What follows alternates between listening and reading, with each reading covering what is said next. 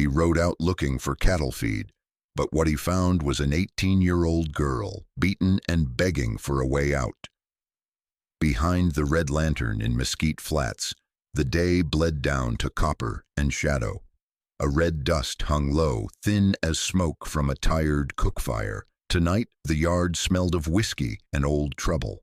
Tess Avery stood barefoot at a hitch post, wrists roped behind her. Deke Halley wobbled out in a greasy vest, tin cup in hand. "She stays till the debt's square," he told the alley. A rider came from the street gloom and didn't hurry, big-shouldered, hat brim low. Harlan Creed stopped even with the post and studied the knots like a plain chore. Deke squinted. "You looking to buy, cowboy?" "No," Harlan said. "She's payment," Deke said. "Cards were played. Flesh is coin." Harlan swung down, set his belt knife to the rope, and cut. The strands fell. Tess didn't move at first. He held his hand where she could see. "Up you come," he said. She rose like waking from a hard winter. He led her to the pack mule and set the lead rope in her fingers. Deke laughed and choked on it. "You deaf or just proud?" "I said she's payment." Harlan's eyes stayed steady. "No soul for sale." A sharp-suited face watched from the door. Caleb Voss with a matchstick. "Laws on paper," Deke said. "There's a writ." "Maybe," Harlan said. He set Tess on the mule and walked the mule past Deke. No shove, no curse. Deke called after them. "You'll wish you'd talked money. Crane's got signatures. Voss knows the notary. We'll fetch law and take her proper." Harlan didn't turn. "Ride careful in the dark," he said. They left the lamps behind. Tess kept her arms tight across her middle. After a while, she said, "You gonna sell me to somebody else?" "No." "You gonna hit me if I fall asleep?" "No." "Gonna lock me up?" "There ain't a lock on my place." She let out a breath she'd been holding for months. The road home was dust and hoof sound. Juniper Draw was a patched porch and a rock chimney. Inside, one room with a stove, a crooked shelf of books, a narrow bed, and floors worn by one set of boots. Harlan poured well water in a tin cup and set down bread and cheese. He didn't watch her eat. When the cup was empty, he dipped warm water in a basin and left it by the hearth. "If you want to wash," he said, "I'll be outside." She washed quick, came out in a clean shirt to her knees, hair dark and wet. He'd rolled a blanket on a cot by the window. "Where do I sleep?" she asked. "That bed," he said. "No one else here." "I don't want a lock." "There isn't one." She lay down careful, a hand on the quilt edge like it might vanish. Nothing slammed. Night settled and stayed.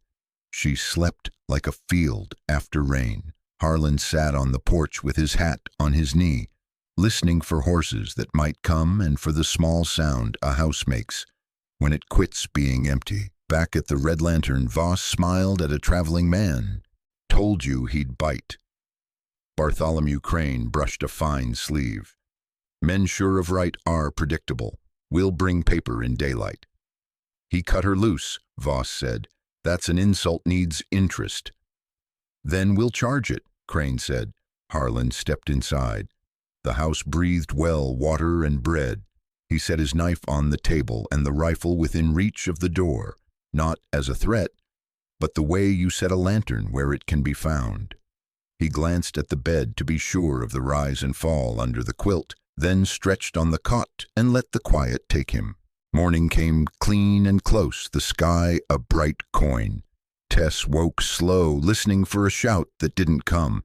She looked at the open door. It was simply there, no iron, no latch. She set her feet on the floor and waited for trouble. It didn't. Harlan had coffee on and a pan warming. He nodded at the chair. "Eat some." She did, careful as if bread might bite. He poured well water and watched dust drift in the beam by the window. "I'll ride to town for salt," he said. "Leave word for Doc to swing by." "You telling folks about me?" "I'm telling Doc there's work." He saddled the black. and went. Tess stood in the doorway and held the frame like a rail. After a minute, she went to the basin, dipped a rag, and washed the alley from her face. The water grayed and cooled. A small laugh escaped her. The place was plain. One room, 2 chairs, a table rubbed smooth by years of elbows. A crooked shelf held a lantern and 5 books, with their spines gone soft. On a hook hung a kitchen knife wrapped in faded cloth. She unwound it. Honest steel, tip chipped, handle carved with a single letter, C. She put it back like a borrowed thing and swept the floor with a twig broom. She swept again because old fear needed an outlet. Chickens scratched. She scattered grain and watched them bob and mutter without malice. By noon, Harlan was back with a flour sack, salt, and lampwick. "Doc'll come tomorrow," he said. "Hattie at the livery will make sure." Tess nodded. "You trust folks here?" "Enough to sleep." He set the sack down. "You can too." Trust had been a door that slammed. He sliced a heel off a small loaf and buttered it with the back of a spoon. Steam rose and the smell took her guard down a notch. He broke the piece and handed half to her, kept the other for himself. They ate quiet. "You keep books," she said. "Be picked up cheap." "I rid slow." "What kind?" "Trail journals, a Bible that's been stepped on, a bad map." That afternoon he mended a fence rail while she washed tin plates and set them to dry on a cloth. When the plates caught sun, she startled, then laughed again. "I keep thinking someone's going to say I'm doing it wrong." "Not here," he said. She found a ragged dress on a peg, laundered and near white. It fit enough. She took it as a loan from the house and told the house so under her breath. They ate beans and a slice of smoked ham that had more memory than meat. She chewed slow, noticing nobody hurried her. Her shoulders set down for a spell. "You sleep," he said when the light thinned. "I'll walk the fence line one more time." "Because of them?" "Because it's a thing to do." He went, gun on his hip, hat pushed back, a shape against the paling sky. She watched from the doorway, arms crossed against a breeze. When he came back, he rinsed his hands and set the rifle near the door again. Same place, same angle. "Why there?" she asked. "So I can find it in the dark." "Same reason a man sets his boots, pointing out." She looked at the open door again. It felt less like a dare now, more like a promise. She lifted the quilt, lay down, and faced the window. He took the cot and tipped his hat over his eyes. Dark came thin and honest. No banging, no boots, no keys. Somewhere a nightbird tried a note and quit. Tess breathed with the room and let the last hard knot in her chest loosen by a notch she could count. Sleep came at last. Dawn came thin as paper over the mesas. A clean light that made old boards honest. Tess moved quiet through the room, straightening the quilt, setting plates to rights, folding Harlan's blanket. He set coffee to perk and a pan to warm. "Eat some?" he said. She did. "I keep waiting for someone to say I'm doing it wrong." "Not here." "Figure I'll try bread," he said. "You bake?" "Not well." Flour dusted the table. He mixed, guessed, forgot salt, remembered, then forgot again. The dough slumped like a tired calf. He set it anyway and stoked the stove till iron glowed. The loaf came out hard and black. He rapped it with a knuckle. It thudded. Tess tried to hold back a sound, failed, and laughed. She covered her mouth, tears quick. "That bad?" he asked. "It's a brick," she said. "A bread brick." He scratched his jaw and grinned, setting the failure between them like a trophy no one else would want. After dinner, he took a rifle from the pegs and handed it to her, butt first. "You ever shot one?" She shook her head. "Want to learn how to hold it? Not to shoot a man, so you ain't helpless if somebody jams one in your hands." He showed her stance, feet under shoulders, cheek to wood, how breath lays over steel. He spoke little. The muzzle found a fence post and stayed there, steady in her set palms. "Don't flinch at ghosts," he said. She learned the weight and let it rest. They walked back slow. At the step lay a small bundle tied with string, scrappy asters and gold blooms the size of a thumb. No note, just kindness. Her fingers trembled. "Nobody ever brought me flowers," she said. "Now somebody did."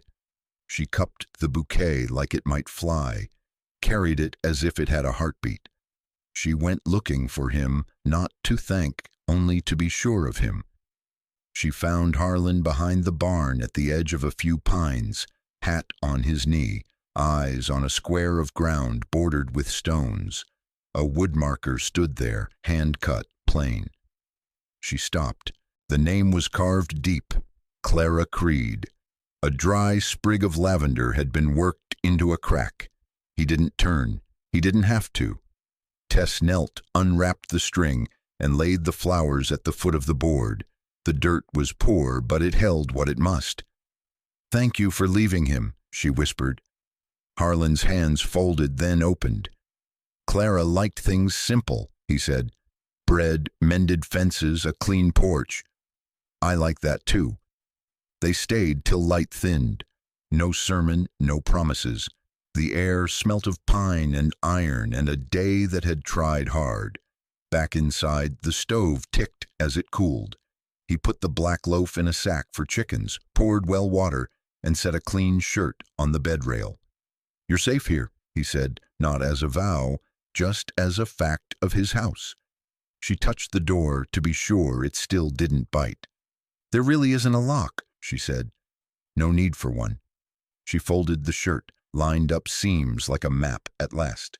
She lay down and counted 3 easy breaths. The house made small night sounds, the sigh of the stove, a bird on the eave, the click of cooling iron.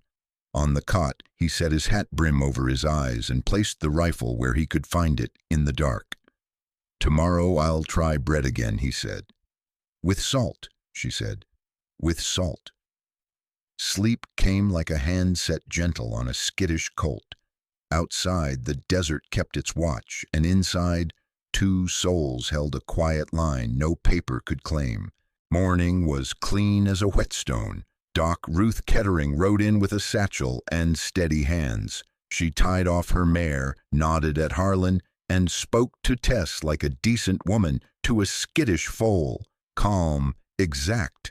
"May I look?" she asked. Tess sat by the stove and let the shirt slip from one shoulder. Doc's fingers were quick, cool. She counted bruises, marked ages, watched how Tess flinched at the ribs and not the arm. A cut had not healed true. She set it right with a strip and salve.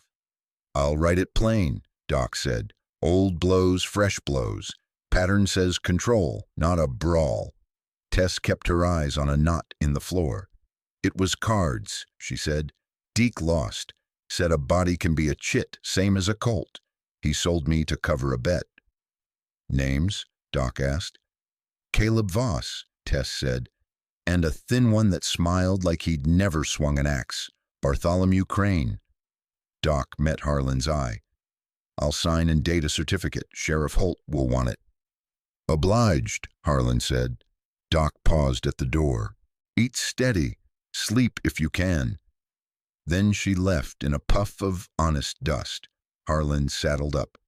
"Salt and nails," he said. "Back by noon." At the livery, Widow Hattie Rourke said, "Voss is flashing a writ. Folks admire the seal." "Law rides better than rumor," Harlan said. "Some law rides with the highest bidder," Hattie said. At the blacksmith, Ramon Vargas hammered slow. "Wax on that seal looked gritty," he said.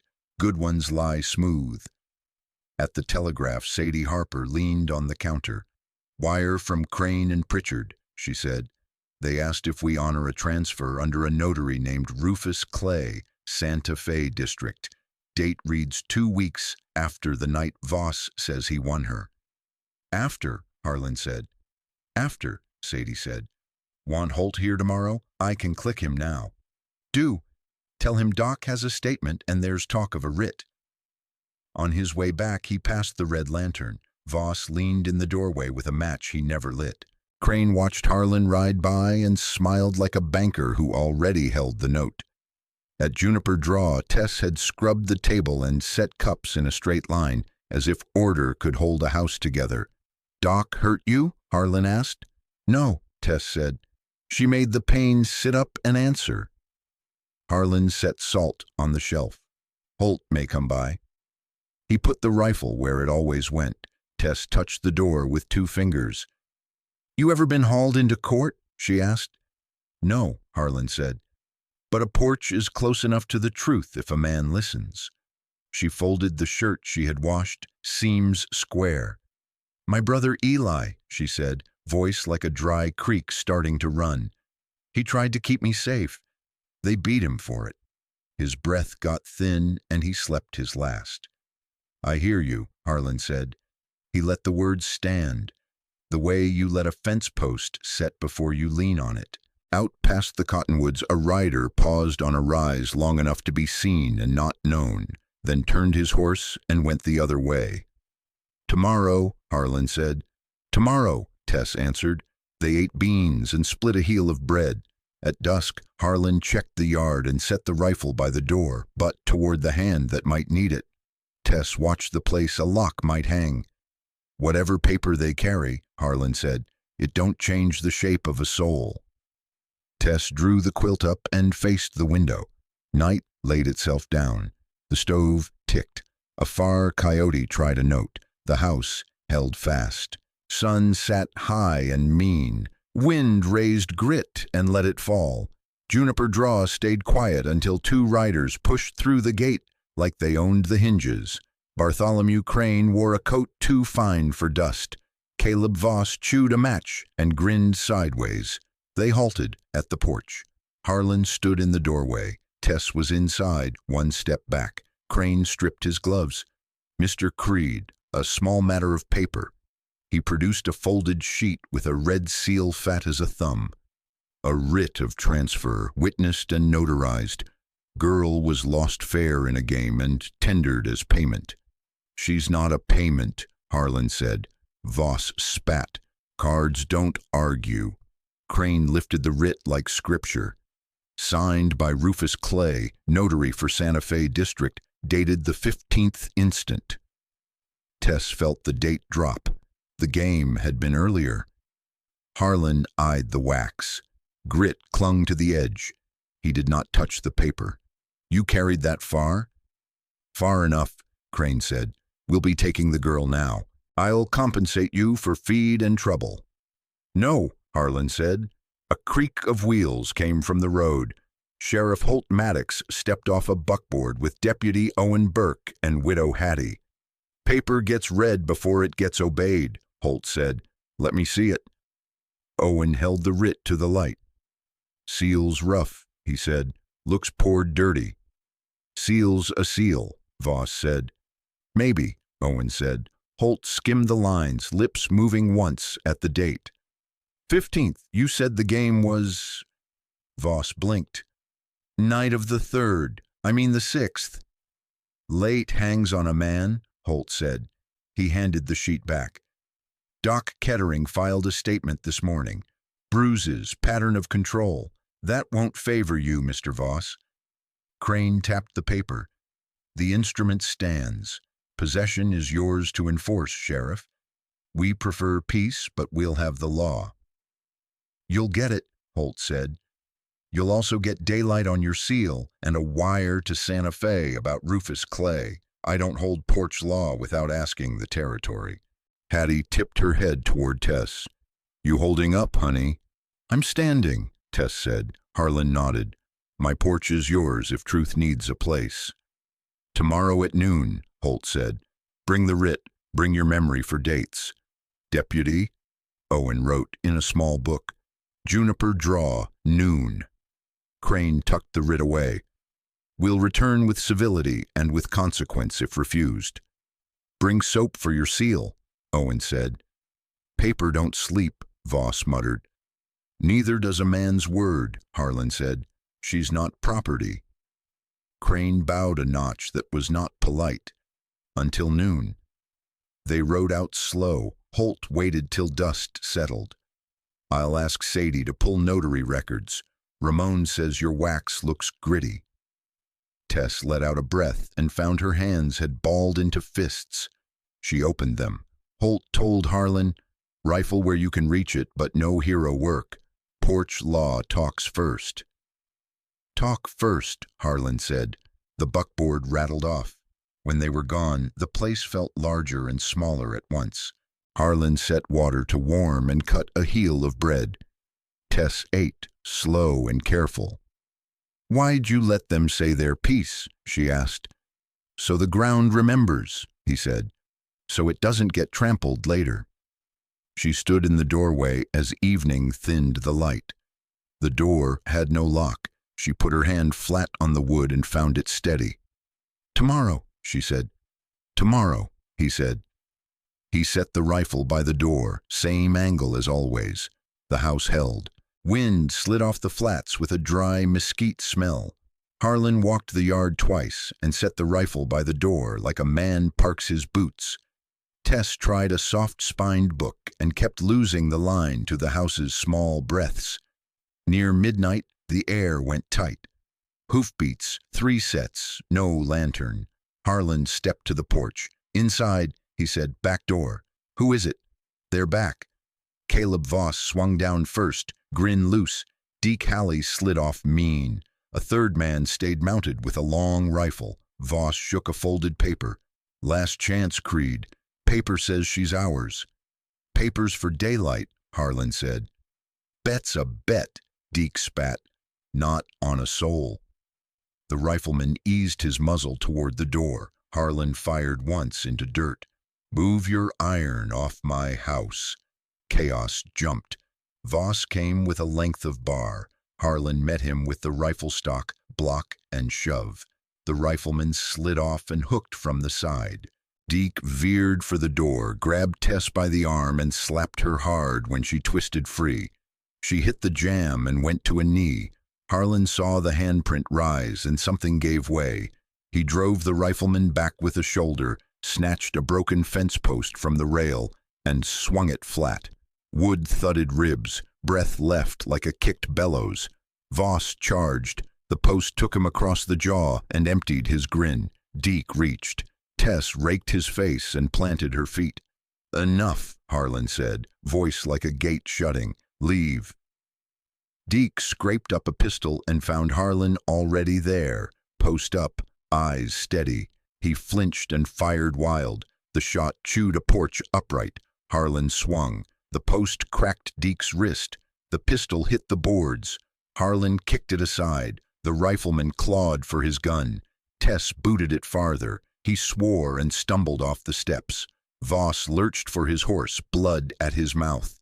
Deke cradled his wrist, drunk on rage. Crane wasn't there, but the stink of his paper was.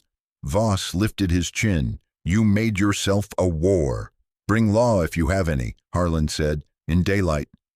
They scrambled to saddle and went the way cowards do, full of threats. Hoofbeats faded. The yard settled.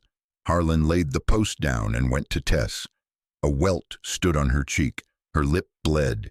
He warmed a cloth and touched it gentle. "You standing?" "I'm standing." He cleaned her cut, then pressed the cloth to his own brow, where some ring had found skin. They sat and let the house get its breath back. By the step lay a torn leather pouch. Harlan opened it. A broken wax seal mold fell out, red grit in the crack. With it slid a half-drafted writ and a stick of sealing wax, heavy with sand. Tess stared. They carry their lie like a tool. "Now it's evidence," Harlan said. He wrapped the pieces in a flour sack. "Holt reads this at noon." She touched her cheek and steadied. "I thought I'd forgotten how to hurt." "You remembered how to stand." He set the sack by the rifle. They scrubbed the porch blood with water and lye, quiet, working in the lantern's small circle. "Sleep if you can," he said. "You?" "I'll sit first watch." She lay on the quilt with her boots off, eyes on the open door. Harlan took the chair by the threshold. hat on his knee, rifle near, sack of truth at his feet. Outside, the desert went back to what it does. Inside, the house kept breathing until dawn thought about rising. Sure, slow and steady. Morning came pale as a fence rail.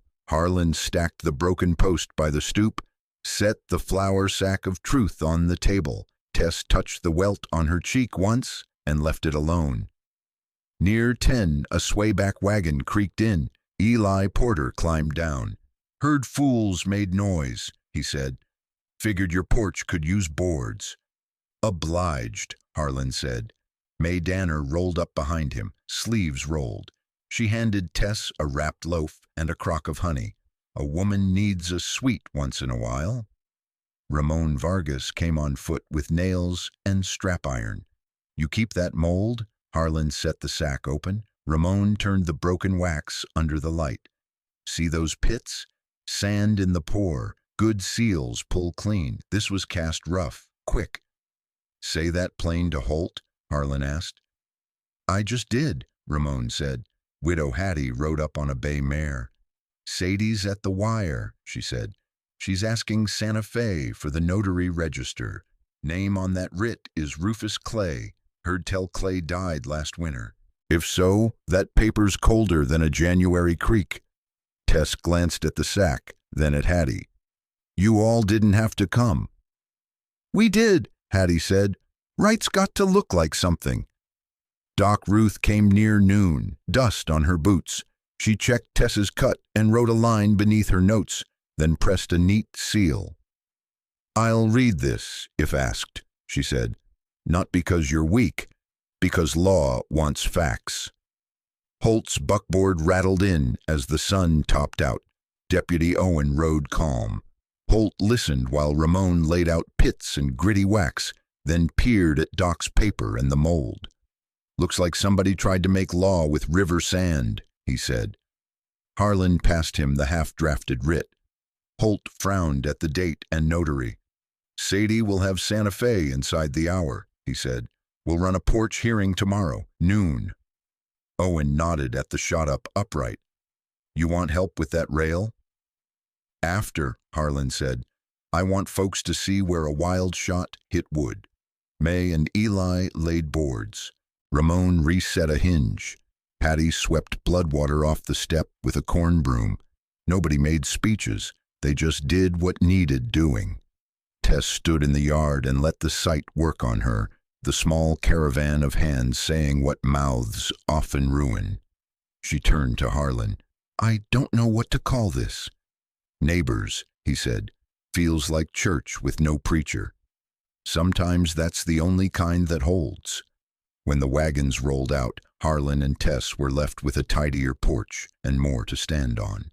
The house was still patched, but it had been measured by other eyes and not found wanting.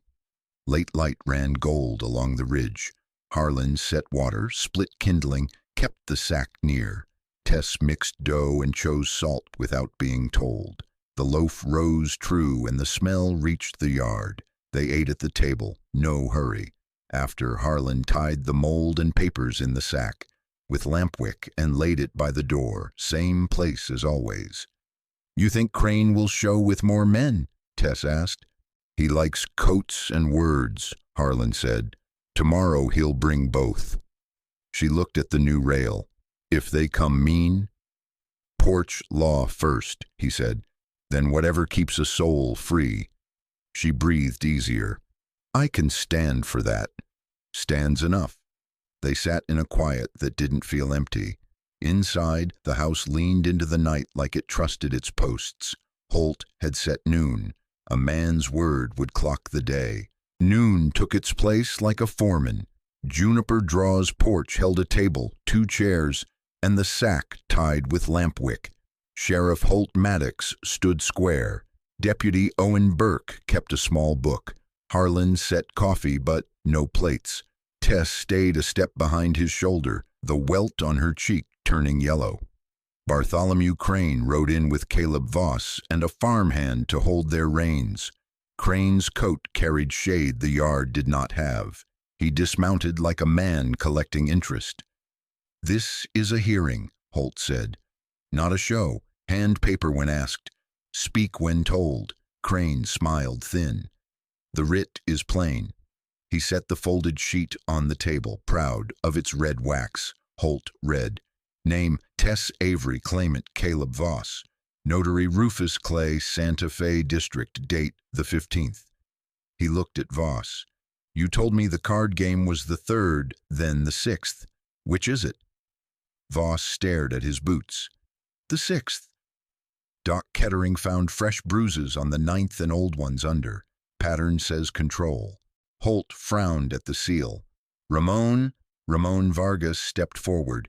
Pits in the wax, sand in the melt. Good seals pull clean. Crane spread his hands. We do not forge law with beach toys. That seal is proper. Where? Owen asked. Santa Fe, Crane said. Telegraph rides faster, Holt said. Sadie Harper came at a clatter with a wire. From Santa Fe clerk, she said. No active notary named Rufus Clay. Register shows Clay. Rufus struck from rolls last winter. Crane didn't blink. Clerk's error. He could be reinstated. Bring proof, Holt said. As of now, this writ moves air, saves nobody. Crane tapped the date. Transfer stands on the signature. Not if the hand is dead, Owen said. A low laugh ran the fence line and quit. Holt set the writ down. Here's where we land. I'm holding the paper, the mold you dropped last night, and the half draft. You have till tomorrow noon to bring a living notary or an order with a current seal. Fail, and this reads fake. Then I act. Crane's mouth thinned. How? As law permits, Holt said. Forgery, attempted kidnapping, assault. Voss edged forward. We ain't the only men think a bet is binding. Bets bind fools, Holt said. A person isn't a pot. Crane lifted his hat, replaced it. He looked past Holt to Tess. Miss Avery, you are kept under false comfort. The law will come loose. Tess stood still. I'm not property. Harlan glanced at Holt. You done with me? For now, Holt said. He slid the writ into his coat. Owen, log the items. The yard exhaled. Crane and Voss swung up and rode out slow, banking their pride like it drew interest. Neighbors drifted off. Harlan poured the last coffee into the dust and set the pot upside down. Tess touched the door frame and found it steady. You think they'll find a live notary by breakfast? She asked. If they do, he'll be the liveliest dead man in 2 territories, Harlan said. She almost smiled. The house felt like a place where even heat wanted to sit and cool. Tomorrow, he said. Tomorrow, she answered. She lifted the rifle, felt its weight, and set it back where his hand could find it, in the dark. The sun slid down. The porch kept its word. Holt paused. Keep your rifle where it lives, but let the porch talk first. Harlan set the sack by the door, same angle as always. Boots pointed out, ready if night turned mean. Noon came bright and flat. Heat lay on the porch boards. Harlan set the lampwick sack on the table. Tess stood close, fingers brushing the grain. Sheriff Holt Maddox arrived with Deputy Owen. Ramon and Hattie drifted in. Sadie Harper hurried up with a folded wire. Holt read slow. From Santa Fe, clerk of notaries. Rufus Clay struck from rolls last winter. No reinstatement. Any sealing in that name is void. Crane and Voss timed their entrance to cut the sentence, but they were late. This is clerical error, Crane said. Twice? Holt asked. He lifted the broken mold. Ramon, tell it plain. Ramon turned the red slug. Sand in the pour, pits you feel with a thumb. A sound seal pulls clean. Owen set the half-draft beside the writ. Dates fought each other. Ink bled where a hand had stalled. Holt squared. Bartholomew Crane, Caleb Voss, dismount. The writ is counterfeit. You'll answer for fraud and for laying hands on Miss Avery. Voss stared at Tess like a man who'd bet the farm and lost the rain. Tess said steady, I'm not property. Crane lifted a palm. You can't prove authorship of the seal. It fell from your man's pouch last night, Holt said. He nodded. Badge them. Voss tore a bundle from his saddle and slammed it down. White dust burst and burned the throat. Lime. Crane rammed his horse into Holt's knee and kicked for the road. Harlan dragged Tess behind a post while the world went white. Owen lunged blind and caught air. When the cloud cleared, Voss was a smear in the wash, and Crane was flogging a bay toward town. Holt wiped his eyes and tested his leg. I'm good, he said. Do we chase? Owen asked. Not blind and not without water. Holt bandana wrapped the mold and slid it back in the sack. We've enough to swear a warrant. We ride smart. Sadie blinked grit. I'll wire the marshal and the clerk. Judge by afternoon. Do it, Holt said. He faced Tess. You holding? I am, she said. Harlan set a cup in her hands and another in Holt's. The porch steadied. Hattie stood at the steps. Voss runs for dry needle wash when he's scared, she said. He owes old Lyle at the print shop, too. Print shop? Ramon asked. Silver Spur, Hattie said. Back of the freight yard. Ramon looked at the mold, then Harlan. A man who pours bad seals needs a cutter. Holt nodded. Owen, ride to town. Quiet. Find who sells stamp metal and who cuts letters. Don't spook them. I'll swear the warrant and make a posse. Owen swung up. On it. Crane's dust hung over the road. Harlan checked the rifle sight and let his breath settle. Tess touched the porch rail and left her hand there like a pledge. Holt folded the wire.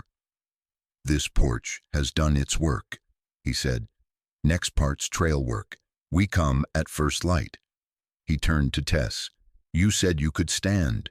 I believe you, but lock nothing. There isn't a lock, she said, and a small smile found her. Ramon shouldered the sack. I'll sit with this at Holt's office till the ink's dry. Hattie squeezed Tess's shoulder. Bake 2 loaves. Posse eats more than it says. The yard quieted. A small cloud drifted like a torn card and kept going. Harlan wiped the white dust with a wet rag until the boards came back the color of work. He set the rifle by the door, same angle as always. Tess saw it in his face. We're not running, she said. No, he said. We're riding. At sunrise, dawn came clean and sharp. Holt saddled up with Owen and Ramon. Harlan checked the cinch on the black. Sadie stood by the wire cart. Judge wired back, she said. Warrants primed. Holt nodded. We ride quiet. Dry needle wash first. They moved at an easy lope. Tracks cut the wash. Ramon touched a print. 3 shod, 1 slipping. Voss rides tired.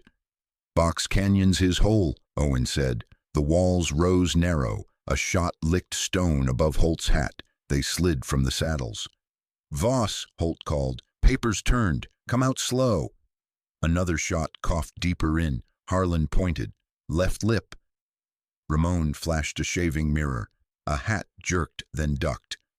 Don't make a canyon your last pillow, Harlan said. Close now. Metal scraped rock. Voss's hands rose, then his eyes wet and mean. Owen took his pistol. Holt tied him with a spur strap. Harlan searched the saddlebags and drew a narrow, oil-wrapped book. Ledger, columns, names, figures, a square hand, B. Crane. Payments to Voss and to L. Pettigrew Cutter. In the flap lay a brass letter punch and a wax scrap stamped with the same pitted ring as the broken mold. Ramon whistled. Print shop man. Silver Spur behind the freight yard, Harlan said. You can't hang a man for ink, Voss muttered. No, Holt said, but you can for the hands behind it. They roped Voss's horse and rode out. At town edge, Holt split the party. Owen, jail him, Ramon with me to the print shop. He turned to Harlan. You go home. We rattled their nest. They like night. I'll ride if you want it, Harlan said. I want her guarded by the one the trouble wants most, Holt said. Harlan turned toward Juniper Draw. At the Silver Spur, the front was latched. Holt eased the back window with a penknife. Inside smelled of ink and rosin. Letter trays lined a wall. A bench held ring blanks and a scorched crucible. Ramon tapped a drawer. Cheap brass stamps slid. He lifted a lid. "Pits like river sand," he said. Owen came in after locking up Voss. "Lyle Pettigrew?" A pale man eased from the back. "Yes, sir." Holt showed the wax scrap and the mold. "Your hand?" Lyle sagged. Crane brought the pattern, said it was a rush for freight, paid cash. I poured what he ordered. "You cut the ring?" "Yes, sir." "You knew it was a notary seal?" "I knew it wasn't freight." "You'll write that and sign," Holt said. "Then a cell." "Am I ruined?" Lyle asked. "You were when you said yes," Ramon told him. "Start the other way now." They took the statement, boxed the tools, and stepped into light. "Crane's out of shade," Holt said. Harlan reached Juniper Draw at sundown. Tess met him at the step, eyes searching. "Voss?" "Caged," he said. He set the ledger under the lamp. "Crane wrote his own name. We found the cutter." She breathed once, slow. "Then Night will try something foolish." "It might," he said. "Leave the door as it is. Keep the rifle where your hand can find it." "I will." She looked at the rim where the day bled down. "I'm not afraid to stand." "I know it." He set the rifle by the door, same angle as always. Outside, the flats went quiet, like a church after the hymn. Inside, the room took their shadows and held them still. Stars waited above the ridges like nails in a clean plank, holding the sky from sagging. "Yes, sir." The house measured its breath and waited to see if the dark had learned any manners. After sundown, the flats went quiet. Harlan checked the north fence and the pump, then set the rifle by the door, same angle as always. "I'll walk the line," he said, "back before the coffee cools." "Go on," Tess said. He crossed the yard. A sour note rode the breeze. Deke Halley slid from the shed shadow, jaw bandaged. He held a cut-down pistol. "Up, girl," he said. "Your ride's due." "No." "Paper says yes." He grabbed her arm. The lamp guttered when she jerked free. She planted like Harlan taught. A hen rasped. She took the beat, caught the rifle by the door, brought it up butt first. Deke lunged. She pitched the muzzle high and fired into the roof beam. The crack ripped the dark. Deke flinched. She backed to the porch. Stance set. "Leave," she said. "You won't shoot a man." "I don't have to. Next shot isn't lumber." Hoofbeats answered. Widow Hattie's bay skidded in. "You all right, honey?" "Door." Hattie took the step with a corn broom like a pike. Doc Ruth rode in behind, satchel thumping. "Drop it, Mr. Halley. I'd as soon stitch your ear on backward." Deke rushed.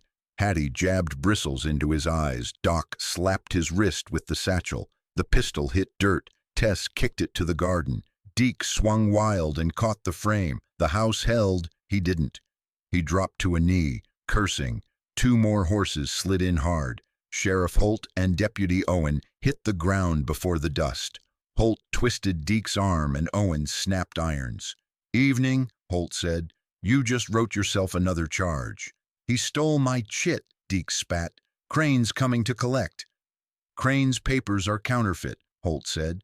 "Where and when?" Deke stalled till Holt leaned more. "Depot, tomorrow sundown, eastbound freight, platform 3. Owen turned Deke's pockets and pulled a folded scrap. "Train times, Crane's tidy hand.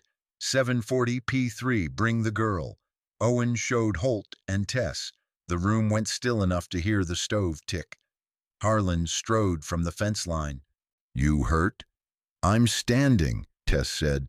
"Warning shot." He looked at the beam, at the broom, at Deke in irons. "Good." Doc dabbed Tess's cheek. "Straight wrists, straight mind." Hattie huffed. "I'll send Eli with a beam." Holt hauled Deke to his feet. "Jail for you. In the morning we take the depot." Owen tipped his hat to Tess. That was proper. "It was loud," she said. They dragged Deke to the buckboard. Hattie righted a chair and stacked the fallen lamp. Doc counted Tess's pulse and closed her watch. "Eat," Doc said. "Bread keeps hands from shaking." Harlan set the rifle back by the door, same angle as always, and slid the train scrap under the lamp. "Tomorrow," he said. "Tomorrow," Tess answered.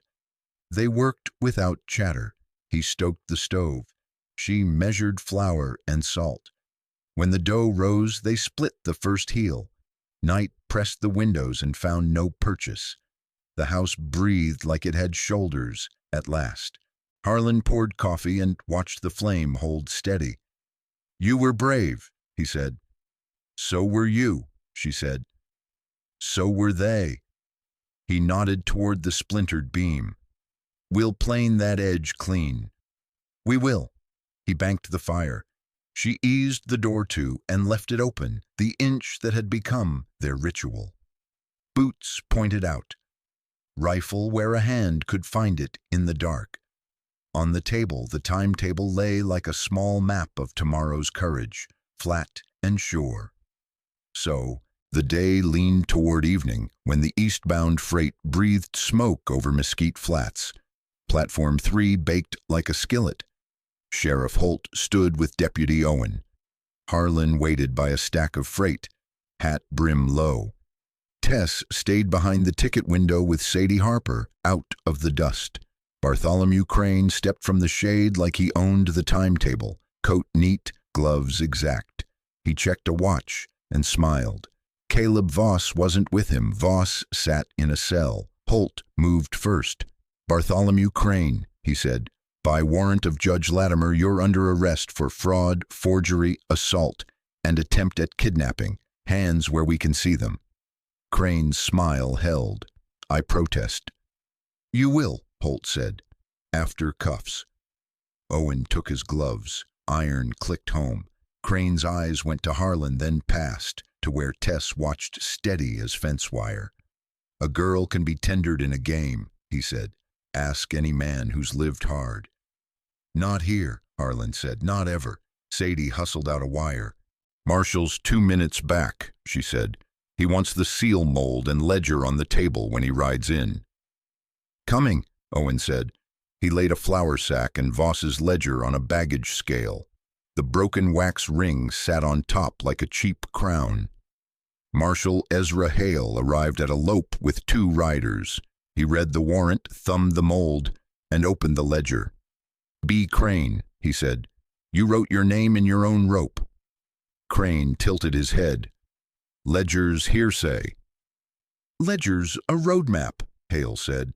"And we've arrested your cutter." Lyle Pettigrew stood under guard by the door, pale as printer's rag. He signed a statement on Sadie's counter with a shaking hand. Hale looked at Tess. "You want to say something, miss?" She stepped from the window. "I'm not property," she said. "I'm a person with a name." "That'll do," Hale said. "Sheriff?" Holt nodded. "We take him before the judge at dawn. Lock him." Crane tried one last reach for pride. "Mr. Creed," he said, "you think the world gets kinder because you cut a rope?" Harlan answered plain. "No, but it got honest on my porch." They walked Crane to the jail while the freight clanked and hissed. Men stared and pretended not to. Sunrise found the courtroom full of dust and boots. Judge Latimer took the bench. "Make it plain," he said. Holt laid the sack, the mold, the half-draft, the ledger, and Sadie's wires. Doc Ruth entered her certificate in a firm voice. Ramon explained the pits in the wax. The judge ran a thumb over them and nodded. "Mr. Crane," the judge said, "you'll answer to forgery of a notary seal, conspiracy to traffic a person, and assault. Mr. Voss to conspiracy and assault. Mr. Halley to assault and attempted abduction. This court recognizes Miss Avery as free." Crane said nothing. His mouth went thin. "Bailiff," the judge said, "bind them over to the territorial circuit." When it was done, folks shuffled and breathed. Hattie squeezed Tess's hand. Sadie wiped her eyes with her fist like she was tired. Out on the steps, the light lay soft on the street. Harlan set his hat. "You hungry?" he asked. Tess nodded. "For bread, that isn't a brick." "We can manage that," he said. They walked toward the horses. Behind them, the jail door shut with a sound like a book closing in the right place. The wind came through town easy and carried no names. The town breathed and held. They rode home easy. Court dust still clung to boots, but heat had lost its bite. Juniper Draw waited like a chair pulled to a table. Harlan swung down and eased the gate. Tess opened the door and let the house breathe them in. "Hungry?" he asked. "For something we earn," she said. He set coffee and sliced a heel from yesterday's loaf. Smelled warm. He laid the kitchen knife on the table, the one with the chipped tip and the scratched C in the handle, unwrapping it like a thing handed back to a friend. "This was Clara's," he said. "She chipped it cutting a wet rope in a storm. Thought it was ruined. I told her a good edge remembers what it did." Tess turned the knife. "Feels true." "She used it for most everything," he said. "After she passed, I wrapped it. Couldn't use it. Couldn't throw it away." He nodded at the dough bowl. "Try again?" "With salt," she said. They measured by feel. Warm water, flour, salt. He stoked the stove. She kneaded steady. The loaf rose patient and honest. While it baked, he planed the splinter where Deke's wild shot chewed the beam. Shavings curled pale and fell neat. Tess swept them up and fed the stove. Let what hurt us heat what feeds us. He set 2 plates. The crust went brown and right.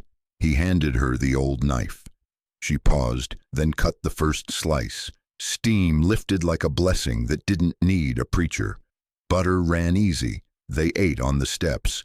A lone cloud drifted like a slow horse and kept on. "You kept your word," she said. "No lock, no hurry." "Just days," he said. She looked at the yard. "I'd like to stay." He studied her face like weather, not to change it, only to work with it. "Then stay. Your say-so is the contract." "I can pull my weight." I never doubted. They shelled beans and spoke of small things that meant large. Fence posts, a pump handle needing grease, a second cot for the rare guest with nerve. She asked about the books. He named them. Shy. She chose one and set it by the lamp, like a promise to read when day noise died. Toward evening, Hattie rolled by with Eli and a beam on a wagon. Ramon followed with nails and a grin. They set the new timber, squared it true, took coffee for pay. "House sits better," Eli said. "So do its people," Hattie added, leaving a blue ribbon. "For tying hair, not hands." Ramon tapped the frame. "Good wood rings," he said. "So does a name said right." When they'd gone, the yard felt bigger than its fence. Tess washed. Harlan dried. He set the knife back in its cloth, then stopped and folded the cloth away. "No more wrapping," he said, sliding the knife into its hook by the stove. She watched. "Then it's working again."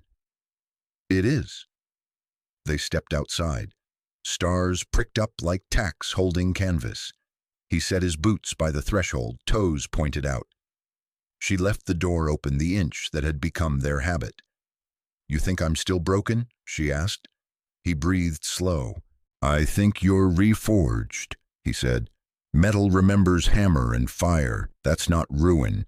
That's how it learns its shape." She nodded once. "Good." They sat quiet. A coyote tried a note and decided against it. He poured 2 cups. She cut another slice and split it even. No vows, no far years, only the next fence line, the next loaf, the next morning with the door unlatched and a clear lane to the yard. The house, once a shell, felt like a coat somebody could finally wear. Morning rode in plain and bright. Harlan tightened a cinch. Tess tied her hair with Hattie's blue ribbon and buttoned a dress that finally felt like hers. The desert lay quiet as a held breath. Beyond it, Mesquite Flats waited like a page with room for ink. "You sure?" Harlan asked. I'm sure, she said.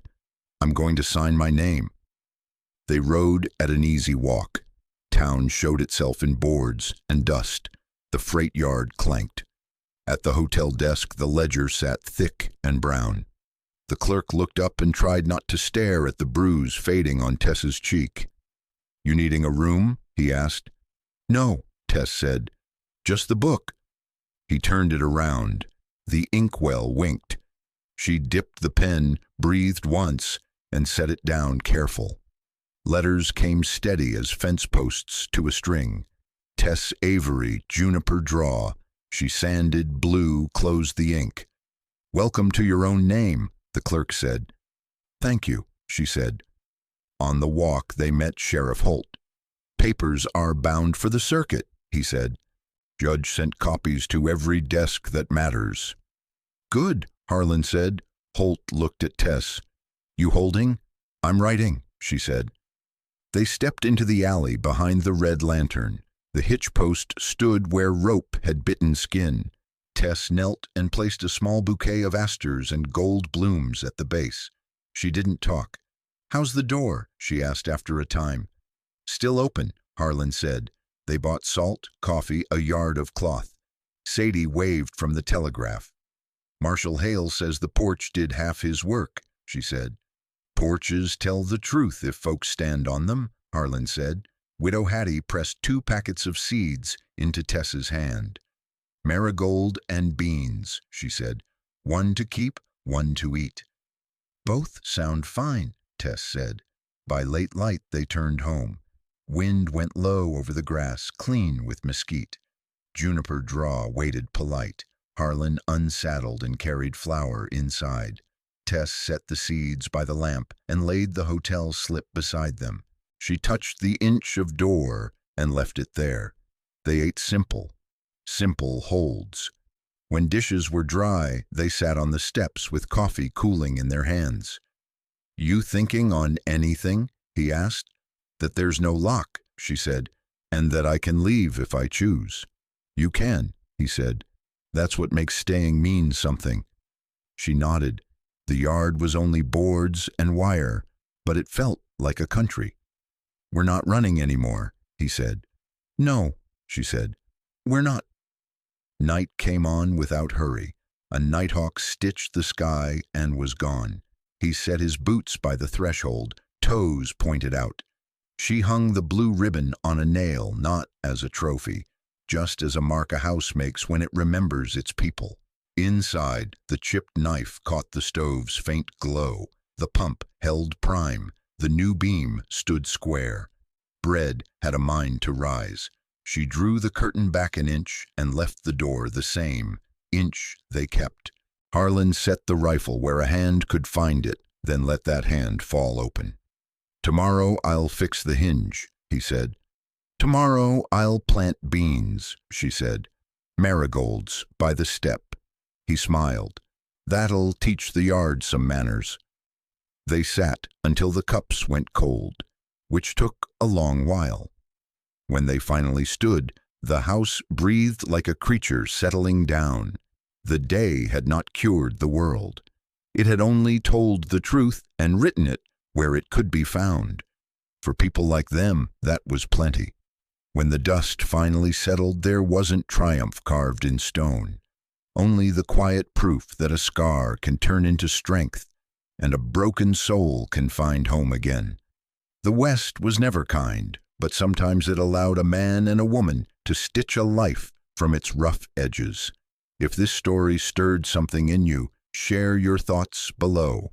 Around a fire or in a comment, every voice keeps these trails alive. Out on the frontier, some battles end with bullets, others with silence, and a few with the steady breath of folks who choose to keep living. Jonah, Clara, and Maggie found their way back to light, not because the West grew kinder, but because they held on to each other. Maybe that's the truest kind of victory this land ever gives. If this story touched you, I'd be glad to hear your thoughts. What part stayed with you most? The gun smoke, the lost child found, or the quiet porch light burning at the end?